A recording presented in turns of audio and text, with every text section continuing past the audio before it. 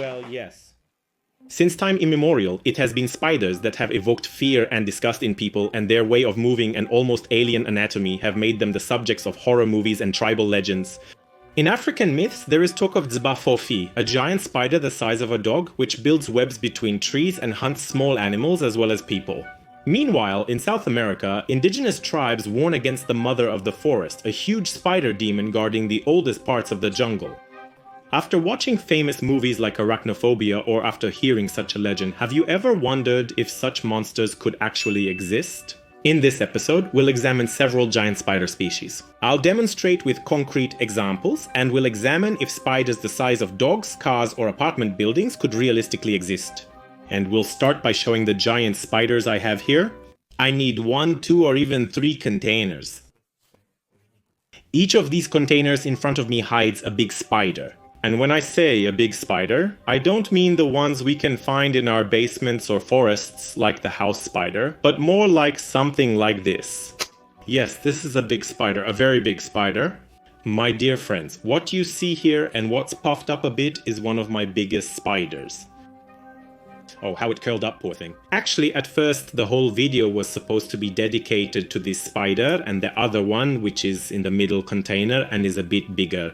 But over time, I thought there have already been quite a few videos about big spiders, so maybe I could expand the topic a bit and touch on movies like Arachnophobia or the famous Congolese spider Dzbafofi. But don't run away from me, okay?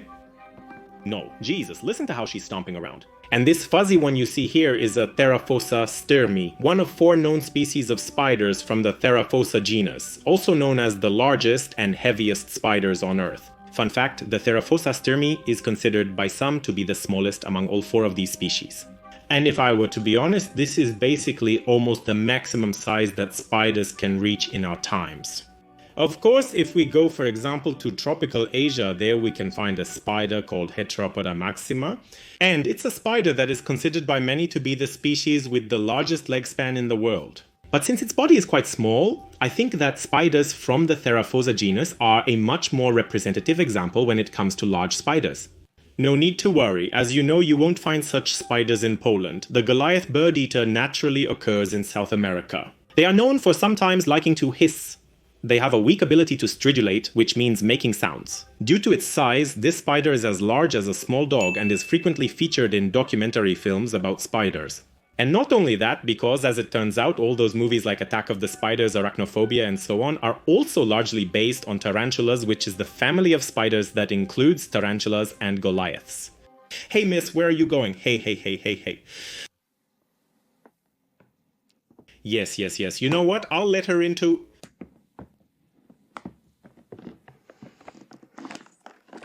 That's right. Oh God.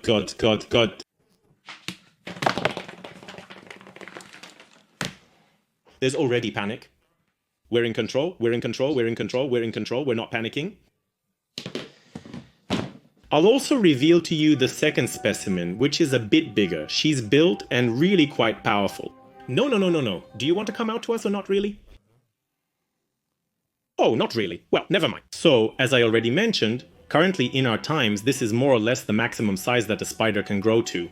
Of course, if we expand our search group to arthropods, we will find larger creatures. The first example that comes to mind is the coconut crab, which lives on tropical beaches. It's a typically land-dwelling crab that can reach sizes of even 60 or 2 feet 3.55 inches in leg span. Other large arthropods live in the seas, such as the king crab, but on land, among other orders of arthropods, we can also find some interesting cases, like the giant South American centipedes, which can reach up to 15.748 inches in length.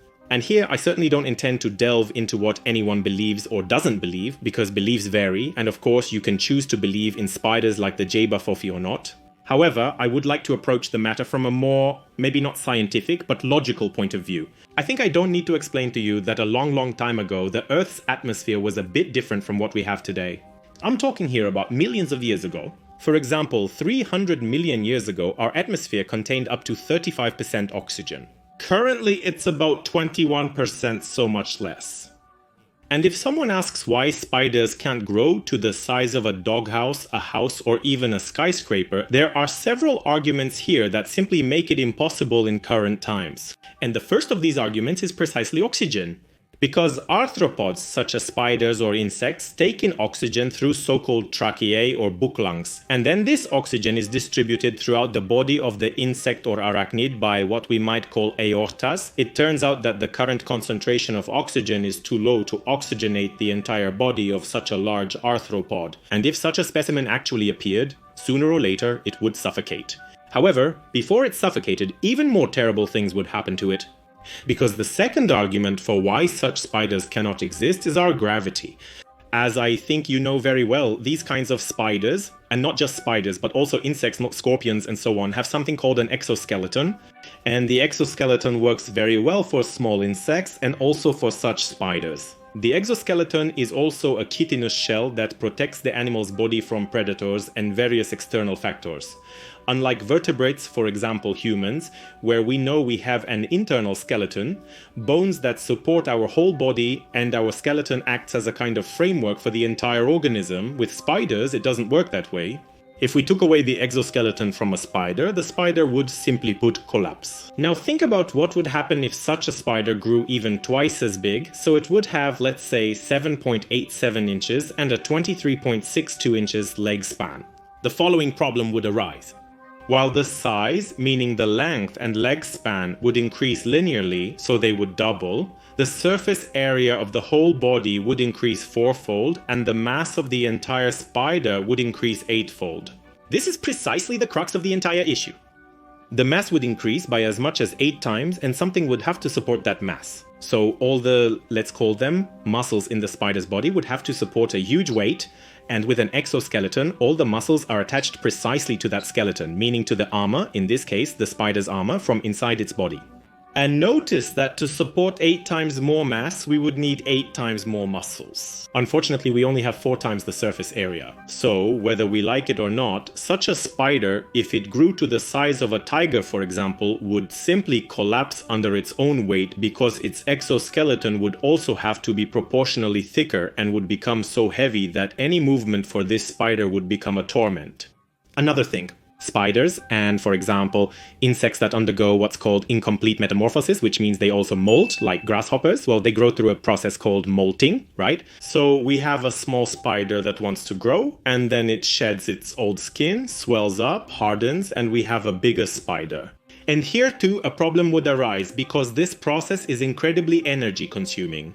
And coming back to oxygen, with the current concentration of oxygen in the atmosphere, all those tracheae, book lungs and spiracles wouldn't be able to supply enough oxygen to produce the amount of energy needed for a creature of that size to molt. This works without any problem for small insects and spiders. If we go back 300 million years again, we know from fossils that insects and arachnids at that time were enormous, much larger than we can find today. This size difference is precisely due to the higher atmospheric oxygen content at that time. One of the more amazing examples of how large insects could be back then are dragonflies, which at that time reached the size of large birds of prey. And nowadays, you know, right, like this, to sum up, maybe somewhere in the Congolese or Peruvian forest there's a giant spider hiding in some oasis or inaccessible area where there's a lot of oxygen and where gravity doesn't work.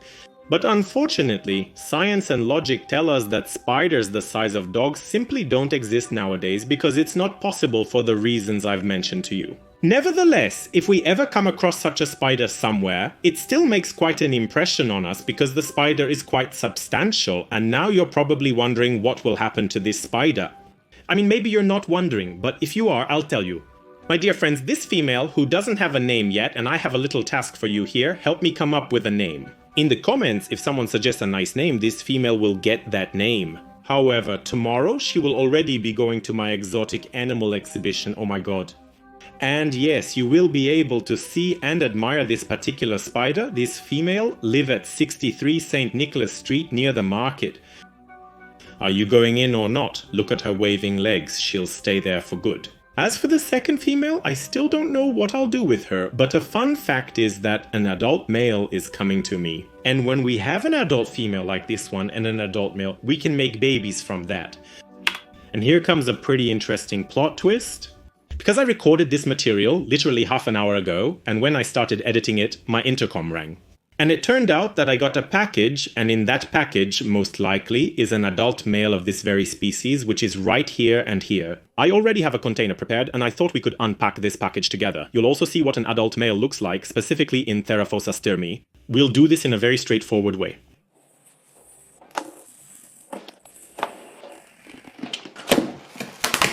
We've got something here.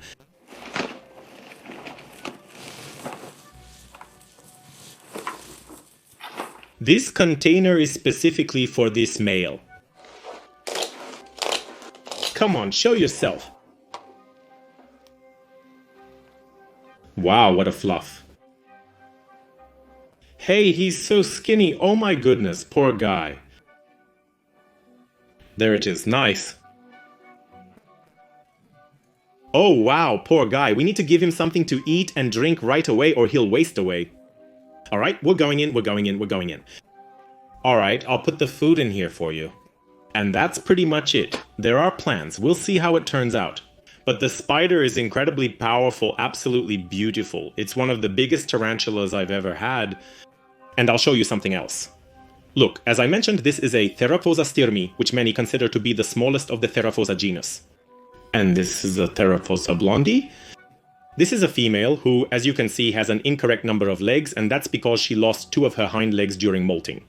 And this is one of the largest Theraphosa blondies I have ever seen in my life. She has a leg span of about 10.24 inches, something like that, so it's still not the maximum you can read about on Google, but she is massive, and this, the Theraphosa blondie, the true Goliath bird eater, is considered first of all the heaviest and probably the second largest tarantula in the world. These are giants, bigger than my face. I'll hold it up to show you. I don't have a punchline for this. Commercial break? Just kidding. Hi there. Hey, don't come out here.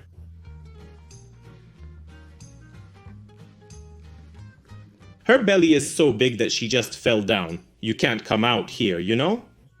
I have to push you back.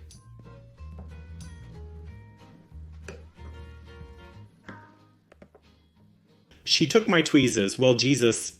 Finally, since they posed nicely, and I haven't introduced the third contestant yet, this little one here will do some feeding. We have 1, 2, 3 spiders locked up. We have 1, 2, 3 Madagascar cockroaches, and...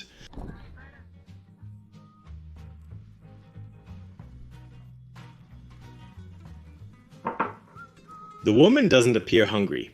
Let's try offering food to someone else.